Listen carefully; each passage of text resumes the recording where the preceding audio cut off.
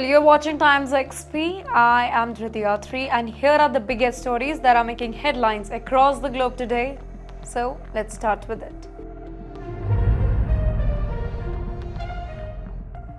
Iran explodes at the IAEA. Iran's nuclear chief accused the IAEA of staying silent while Israeli and the US forces bombed the monitor facilities. Well, he said that the agency offered no protection, absolutely nothing, despite constant inspections. The room went dead silent, nobody answered. Monitored sites turned to craters. That's right, Iran claims that these nuclear sites, they were sealed, inspected and watched. Yet, they were still attacked without any global outrage. Tehran calls it a historic violation. The first attack on IAEA monitored facility here. He also says that this has never happened before in nuclear history. A fully supervised site being bombed is unprecedented. He even says that it destroys trust in global agreements. Iran accuses West of double standards here. Well, with only 3% nuclear capacity, Iran gets 25% inspections. 80% of IAEA safeguard activity happens inside Iran. Tehran says that the imbalance proves the political bias. If it can happen to Iran, it can happen anywhere. Yes, Iran warns smaller states that protection guarantees are illusional. In fact, they say international law collapse under pressure. This was Tehran's central message. The foreign minister drops the bombshell. Iran announces that it is not enriching uranium right now. A shock to Western analysis, who suspected the opposite here. Tehran believes that the June strikes are the reason for halting them. Zero enrichment, zero activity, total shutdown. No spinning centrifuge, no production, nothing. Iran says that the entire system was damaged, but pressure from the West, it is continued. Iran asks, what are we being accused of? That's right. If enrichment is halted, Tehran asks why compliance demand the persist. They say that the accusation does not match the reality, a direct challenge to the US officials. The Muslim world celebrates the US move, and that too against Israel. That's right, Arab nations welcome Washington's UN resolution mentioning a Palestinian statehood here. In fact, hope spread across capitals from Ankara to Doha. This is seen as a rare American shift. Israel enters panic mode now. Netanyahu's coalition is very angry at the wording. They demanded softer language, but the US refused. Well, Tel Aviv calls it a diplomatic earthquake. Trump says no to Israeli pressure. Well, Washington declined all the requests to dilute the resolution. This included rejection edit, calls and back-channel appeals. Well, that's a major break from the past US policies. Trump's own framework used against Israel. Well, the resolution is built on Trump's Middle East plan. Even Trump refused to remove the statehood references here. Israel feels trapped right now by both Washington fractions. United States strategy, keep Muslim countries close. Well, this is America's way of preventing Gulf drift towards China and Russia. It signals seriousness about Palestinian diplomacy here.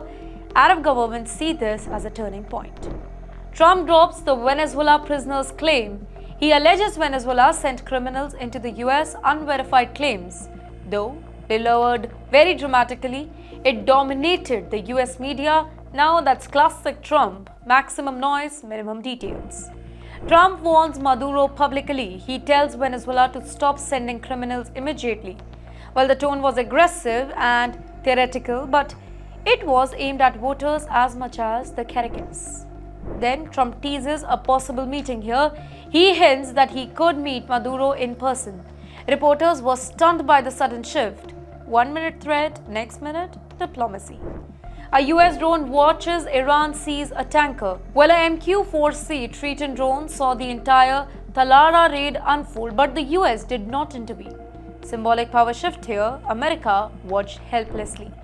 IRGC helicopter raid shocks the global market. Iranian commanders stormed the tanker in broad daylight. Basically, no shots, no injuries, just precision. Oil markets instantly reacted. Iran sends a message at the Strait of Hormuz.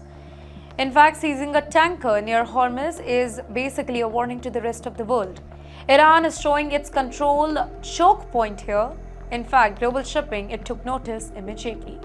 No bullets fired, but a huge statement. Iran intentionally kept the operation clean. Basically, it was a cold and calculated message. We can act anytime. Putin calls Netanyahu and not the other way around. Putin initiated the call, signaling urgency. They discussed Gaza, they discussed Iran, Syria, hostages. Well, Russia wants back into Middle East diplomacy. Well, this call happens during Trump's UN push. The United States is pushing a massive Gaza plan at the UN. Russia does not want Washington dominating the narrative here. The timing of the call, it was strategic. Moscow wants a bigger Middle East role here. Russia does not want to be sidelined by the US. This call pressures Israel to keep the Moscow in the loop. Putin is basically reasserting the influence. The Red Sea turns into a war zone right now. Houthis, they keep on firing missiles and drones at ships. Global trade route, it is collapsing under fear. In fact, the UN is issuing desperate warnings. UN pleads China and Russia abstain. Well, the UNSC expected unity, but Beijing and Moscow, they stayed silent. Well, their behavior shocked the Western diplomacy here. It shows a strategic divide. Sanctions expand, attack continue. While most Western sanctions haven't stopped Houthi strikes, shipping costs, they are exploding. In fact, Bab al-Mandeb, it is now a global choke point. Gaza conflict fuels Red Sea chaos here. Houthis say that they are acting for Gaza. The conflict is spilling into global waters now. Every single ship now sails under threat. Global trade feels the shockwave here. While ships detour thousands of kilometers, oil prices reach instantly high. In fact, supply chains feel pressurized from Yemen to Europe. Colombia breaks away from the US arms dependency. Bogota chooses Swedish jets, and that too over the US aircraft. Basically, a major snub to Washington's influence and a $4.3 billion deal. Petro sends a geopolitical message here. Petro and Trump relationship are very tensed. Buying from Sweden instead of America is strategic. In fact, Colombia is signaling that we are not your military clients anymore. And with that, that's a wrap up of our 30 news bulletins from around the globe. From Gaza to Israel, from the United States to Iran. The world is changing, and so is geopolitics, and TimesXP is here to give you all the updates about the world and the changing geopolitics. I am Driti Atri, keeping you updated.